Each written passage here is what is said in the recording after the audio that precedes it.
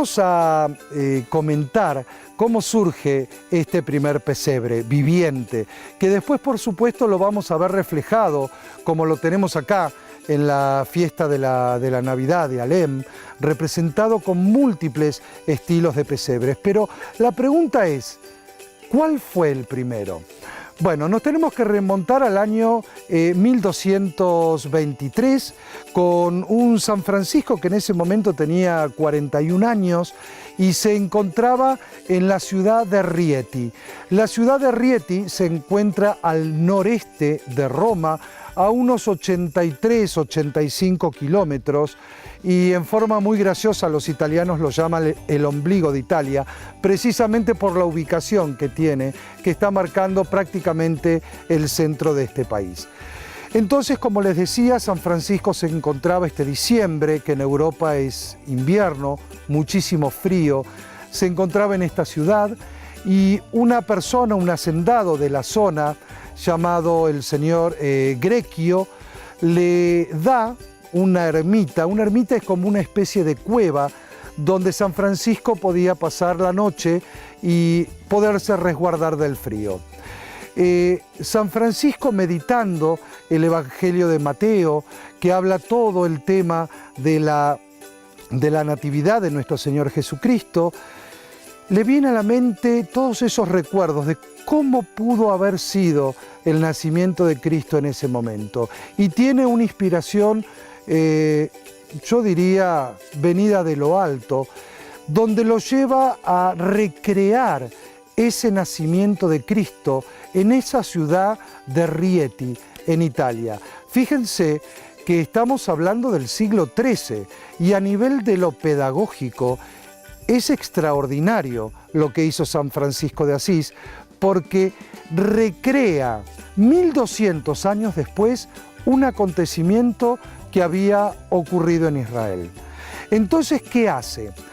Bueno, en esa cueva, en esa ermita que le había dado el señor Grecchio, empieza a buscar algo que se le viene a la mente y que lo había leído en Isaías, del profeta Isaías, cuando dice: el buey reconoce a su dueño y el asno reconoce el pesebre de su amo. Entonces, las primeras imágenes que le vienen es de un buey y un asno. Va, los consigue, los coloca en esta ermita y después va charlando con los otros pobladores, que eran todos campesinos, como tenemos costumbre nosotros en los pesebres, de poner las distintas figuras de todas aquellas personas que fueron a adorar al niño. Entonces le pide a una pobladora del lugar que haga de Virgen María, a otro poblador que haga de San José, y los pastores eran pastores, o sea que lo único que tenían que hacer era ponerse su traje típico alrededor de ese pesebre que él había construido, colocan una imagen del niño Jesús, celebran una misa, y ese es el registro histórico del primer pesebre que nosotros encontramos a nivel histórico. Fíjense, estamos en el siglo XIII y a partir de ahí es cuando surge a nivel, y gracias a la imaginería religiosa, la multiplicidad de pesebres que nosotros podemos contar hoy en día. De este siglo XIII, donde San Francisco había hecho por primera vez este pesebre viviente, por supuesto que los pesebres fueron evolucionando y según fueron pasando los siglos, las características fueron distintas. Pasamos al siglo XV, donde ya en Nápoles, al sur de Italia, empiezan a surgir los primeros artesanos que con pequeñas piezas de barro o de cerámica fueron recreando las tres imágenes principales del pesebre, por supuesto que es la Santísima Virgen María, San José y el Niño Jesús. Esto también en este siglo XV y siglo XVI, toda la historia de la formación de belenes y nacimientos llega a América Latina con los primeros evangelizadores, muchos de ellos que eran, por supuesto, napolitanos, italianos o bien españoles.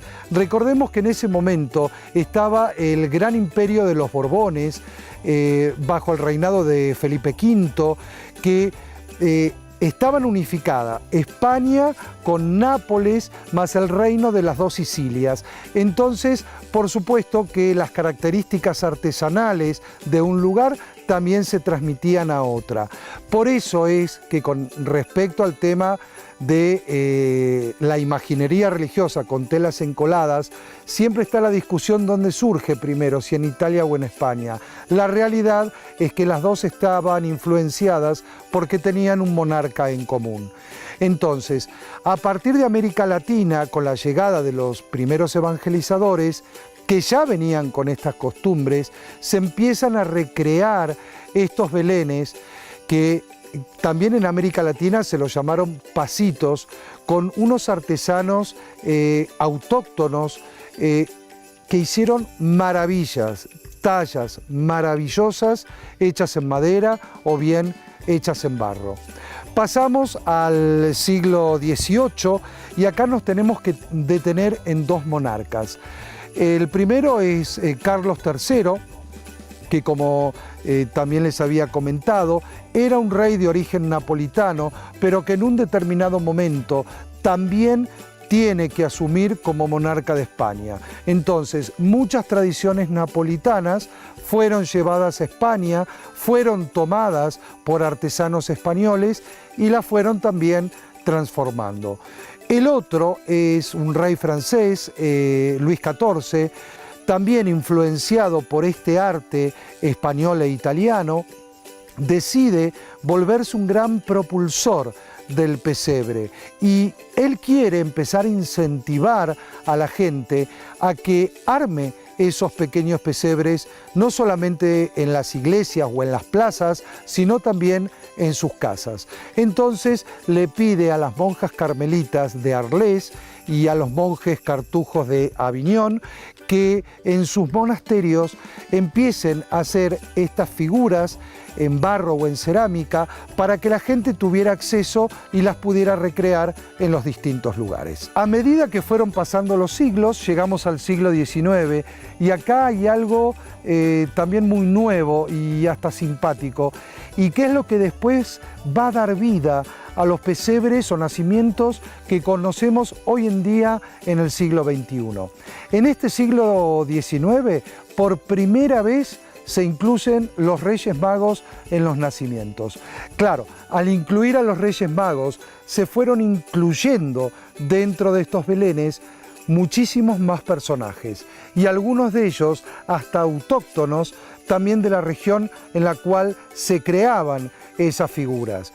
Por ejemplo, los labriegos, el encargado de los peces, el encargado de las ovejas, o bien los zapateros, o bien el vendedor de carne, profesiones que por supuesto en Israel no estaban en ese momento, pero que se fueron incluyendo a partir de este siglo XIX. Es interesante también ver cómo podemos clasificar a los distintos pesebres o nacimientos. Si bien, gracias a esta fiesta de la Navidad en Alem, vamos a poder ver distintos estilos que nosotros encontramos a nivel de los belenes, es interesante también para poderlo hacerlo más pedagógico, cómo clasificarlos. Existe mucha variedad de clasificaciones dentro de los belenes o nacimientos. Yo les voy a proponer ahora una clasificación que hice teniendo en cuenta distintas clasificaciones. Me basé en cosas muy puntuales y a partir de ahí empecé a armar esta clasificación. Los pesebres los podemos clasificar primero teniendo en cuenta su montaje. ¿Qué significa esto? Que los pesebres o nacimientos pueden ser abiertos o cerrados. Los pesebres abiertos, o también llamados panorámicos, son los que nosotros prácticamente conocemos y vemos para la época de Navidad, como todos los que están presentes acá en la feria. ¿En qué consiste? Son estructuras generalmente con una base plana, donde se van poniendo las distintas figuras del pesebre, la Virgen, San José, el niño, los pastores. Y estos montajes abiertos nosotros los podemos ver no solamente de frente, sino también que se pueden ver de los costados e inclusive de atrás, con todas esas estructuras de las casas, las palmeras, los animalitos y demás. O sea, tenemos una panorámica de ese Belén. En cambio, los cerrados son esos portales que se hacían principalmente acá en América Latina, en la época de la colonia, y se les dio el nombre de cerrados porque se armaban dentro de una caja, que por lo general tenía puertas. Eran muy pequeños, muy prácticos de llevar y ya estaban armados a lo largo de todo el año. Cuando uno quería conmemorar la Navidad, lo único que tenía que hacer era abrir esas puertas y ahí ya tenía las principales figuras del pesebre. Claro, esto a nosotros ¿qué nos da? Simplemente una visión de frente, no una visión de tipo panorámica. Otra clasificación de los pesebres, aparte de los montajes, son las técnicas que nosotros podemos encontrar en los distintos pesebres. Por ejemplo, tenemos las técnicas populares y tenemos técnicas que son artísticas, que por supuesto varían unas de otras. Esas técnicas de tipo populares que nosotros conocemos se van haciendo con cosas de lo cotidiano, con cosas diarias. Por ejemplo, es el típico pesebre que nosotros armamos en nuestras casas, donde juntamos un poco de pasto, unas piedras, con papel maché, podemos ir haciendo algunas montañas. Por eso se le da el nombre de popular, porque los podemos hacer con cosas cotidianas. Con respecto a los artísticos, se diferencian de los populares porque los artísticos ya requieren de técnica, pero de técnicas que son muy específicas, ¿sí? Ahí ya tenemos tallados en madera, ya tenemos cerámica, barro e inclusive la técnica que yo hago de telas encoladas. Son muy complejos porque por supuesto se pueden hacer las tres figuras básicas de María, José y el niño, o bien ir recreando otros personajes de la Natividad, como los Reyes Magos, los pastores, etc. Entonces, ya vimos que dos clasificaciones de los pesebres puede ser teniendo en cuenta el montaje o bien las técnicas. Vamos a otra clasificación de los pesebres y es según el estilo de pesebre, el estilo de figura que se quiera hacer. Y acá los podemos dividir en tres grandes grupos. Tenemos un estilo bíblico, que eso se utiliza mucho en los pesebres, y es ver cómo a José, a María y al niño se los viste con las típicas vestimentas hebreas o palestinas, con los turbantes, los mantos, etcétera, característicos de la época. Tienen un fundamento histórico, tienen una raíz histórica y por supuesto son los que más se asemejan a lo que pudo haber sido ese nacimiento. Después tenemos los populares o regionales, que también, por supuesto que acá la gente dirá, bueno, pero si no está vestido en forma hebreo, palestina, ¿tendrán validez las figuras? Sí, tienen validez, porque a nivel de los nacimientos o los pesebres hay una figura central, que es la figura de Cristo.